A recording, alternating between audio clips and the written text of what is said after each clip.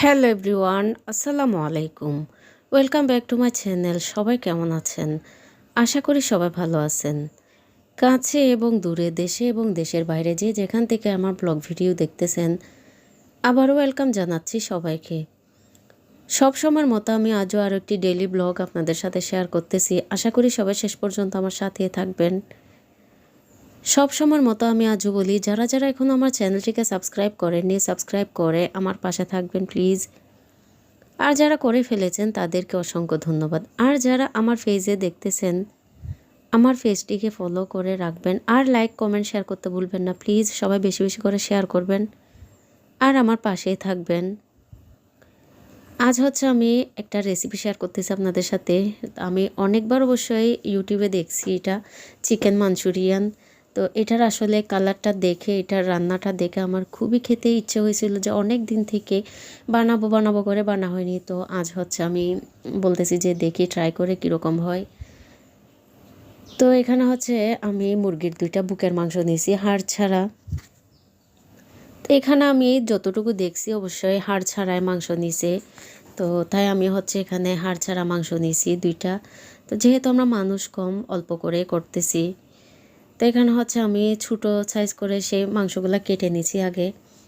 কেটে নেওয়ার পরে হচ্ছে আমি এখানে অল্প পরিমাণ মরিচ, মশলা, হলুদ দিয়ে ভালোভাবে মাখায় নিছি। আর হচ্ছে এখানে মাখানোর সময় তো কোনো আমি সয়া সস আর হচ্ছে কোনো ভিনেগার ইউজ করিনি। তো যারা আমি যতটুকু ভিডিওতে দেখছি অবশ্যই ভিনেগার ইউজ করে আর সয়া সস ইউজ করে দেখছি, তা আমি অবশ্যই ইউজ করিনি।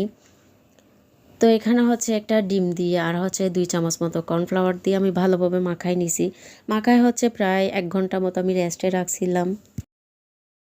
সব চিকেনগুলো আমি ভেজে নিচ্ছি, ব্রাউন কালার আসা পর্যন্ত অপেক্ষা করছি। ব্রাউন কালার হওয়ার পরে হচ্ছে একটা একটা করে আমি উঠাই নিচ্ছি। তো এখানে আসলে চিকেনগুলা ডিম আর কর্নফ্লাওয়ার দিয়ে মেখে রাখার কারণে হচ্ছে যে এগুলা এমনিতে খাওয়া যাবে সস দিয়ে, আর সস ছাড়াও খাওয়া যাবে, খেতে খুবই ভালো লাগবে। এমনিতে তো চিকেন ফ্রাই কর্নফ্লাওয়ার দিয়ে করা হয়। তো একটা খেয়ে দেখছি অবশ্যই খুবই ভালো লাগছে। চিকেন ফ্রাই এমনিতে সবার খুবই পছন্দের। আমার মনে হয় না এমন কেউ আছে চিকেন ফ্রাই পছন্দ করে না। সস দিয়ে খেতে কিন্তু খুবই ভালো লাগে। তো আমার ছেলের হচ্ছে বিশেষ করে বেশি পছন্দের হচ্ছে আমার ছেলের এরকম চিকেন ফ্রাই। এই যে সবসময় বলে চিকেন পপকর্ন বানাই দিতে। তো চিকেন পপকর্ন বানাই খাওয়াইছিলাম, প্রায় 2-3 বার বানাইছিলাম। এরপর শুধু সবসময় বলবে যে চিকেন পপকর্ন বানানোর জন্য। তো এখন হচ্ছে আমি মাঞ্চুরিয়ান রান্না করে ফেলবো এখন। তো এখানে হচ্ছে আসলে জানালা দিয়ে আমার রোদ আসছে, এটা হচ্ছে আমি খেয়াল করিনি প্রথমে। তো রোদের কারণে হচ্ছে একটু ক্লিয়ার দেখা যাচ্ছে না। আসলে আমি জানালা একটা বন্ধ করে দিছিলাম, তবুও কিন্তু খেয়াল করিনি আর কি। যখন এডিট করতে বসছি তখনই দেখতে পারছি যে রোদ পড়ছে একটু করে। তো রোদের কারণে আসলে একটু কমই দেখা যাচ্ছে। পরে আবার বন্ধ করছিলাম, মনে হয় দেখি পরেরগুলাতেই ঠিক হয়ে গেছে। তো এখানে হচ্ছে আমি চিকেনগুলো রান্না করতেছি হচ্ছে 2টা মতো পেঁয়াজ হচ্ছে একটু বড় বড় করে কেটে নিছি, আপনারা দেখতে পারছেন।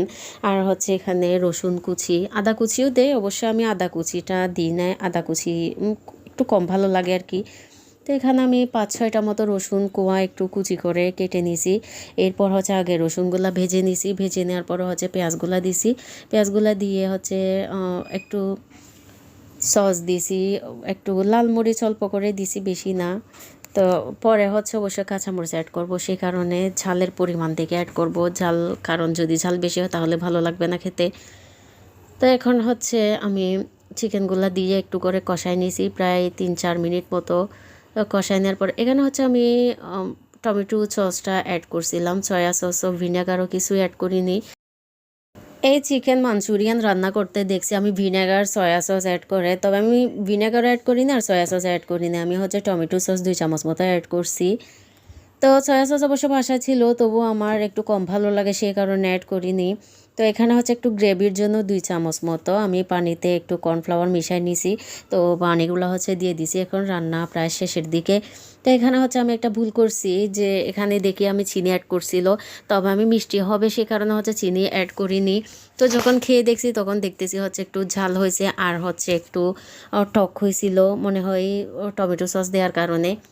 এরপর হচ্ছে আমি আধা চামচ মতো হচ্ছে চিনি অ্যাড করে ফেলছি। তো চিনি অ্যাড করার পরে হচ্ছে খুবই মিষ্টি মিষ্টি হয়েছে, খেতে একটু কমই ভালো লাগছে। আমার মনে হয় ঝাল ঝাল হলে, সামান্য ঝাল হলে, ঝাল টক মিষ্টি হলে ভালো লাগতো আর কি। তো আমি হচ্ছে চিকেন মাঞ্চুরিয়ান খাওয়ার জন্য হচ্ছে প্লেন পোলাও রান্না করছি। পোলাও দিয়ে খেতে কিন্তু খুবই ভালো লাগবে। আপনারা ফ্রাইড রাইস, পোলাও, যে কোনো কিছু করতে পারেন, যে ফ্রাইড রাইসের সাথেও খেতে কিন্তু খুবই ভালো লাগবে। তো যেহেতু আমার ঝাল কম হয়েছে, সে কারণে হচ্ছে আমি এখানে 3টা কাঁচামরিচ নিয়েছি। কাঁচামরিচ দিয়ে খেতে কিন্তু খুবই ভালো লাগতেছে। তো এমনিতে খারাপ না। তো আমি অবশ্য পরেও আবার 2টা মতো কাঁচামরিচ অ্যাড করছি রান্না করার সময়। ঝাল হয় নাই, মিষ্টি একটু কমই ঝাল হয়েছে।